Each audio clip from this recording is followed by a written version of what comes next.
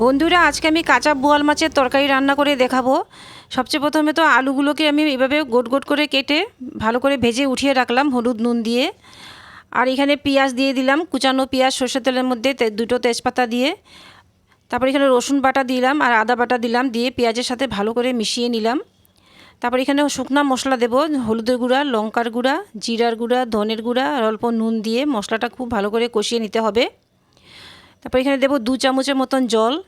জলটা দিয়ে তারপরে এখানে মাছগুলো দিয়ে দেবো। হলুদ নুন দিয়ে মাছটা আগে আমি মেখে রেখেছিলাম। সবগুলো মাছ এখানে এইভাবে দিয়ে দেবো আর এই ভালো করে মশলার সাথে মিশিয়ে নেব। তারপরে ভাজা আলুটাও দিয়ে দিলাম, দিয়ে কিছুক্ষণ এটাকে নাড়াচাড়া করব, একদম কষিয়ে নেব।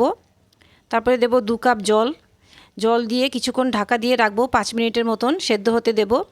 তারপরে এখানে এলাচ আর গোলমরিচ গুঁড়ো দিয়ে ভালো করে নামিয়ে ফেলবো।